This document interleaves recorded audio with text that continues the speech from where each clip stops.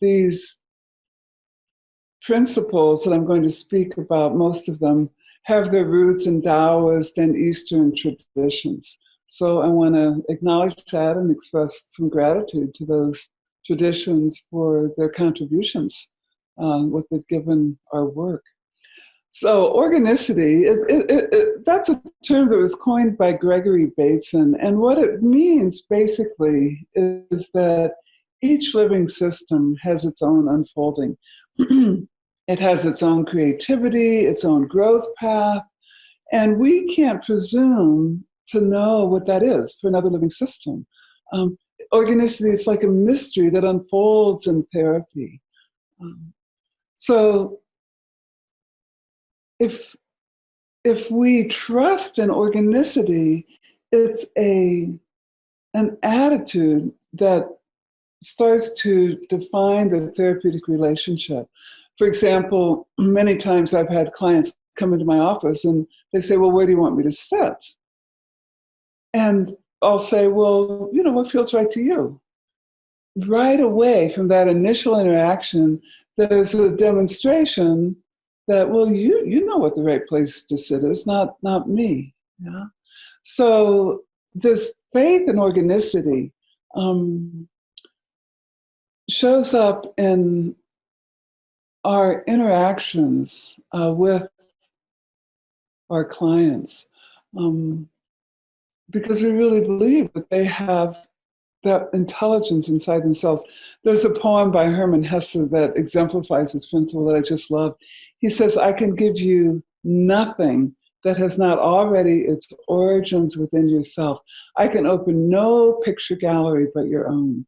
I can help make your own world visible. That is all.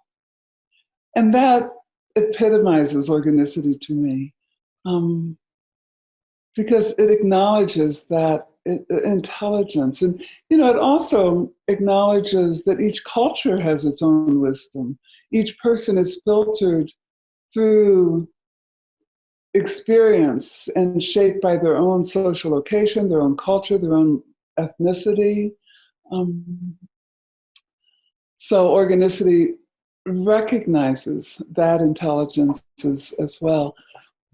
One of the ways organicity countered what I was learning back in the 70s was that this principle recognizes the inherent health of the individual. So rather than characterizing a person's behavior or personhood as abnormal or unhealthy, we don't see the clients in terms of disease. We see them as really doing the best that they can. So in practice, we want to validate that wisdom through our interventions. We want to acknowledge even a client's symptoms or perceived liabilities as what we call survival resources. They're often formed as attempts to regulate arousal, attempts to cope.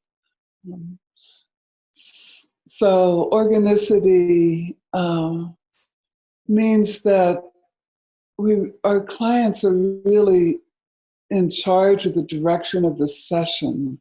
They're in charge of their bodies. We want to formulate our work together in a way that deeply acknowledges their intelligence and brings it forward.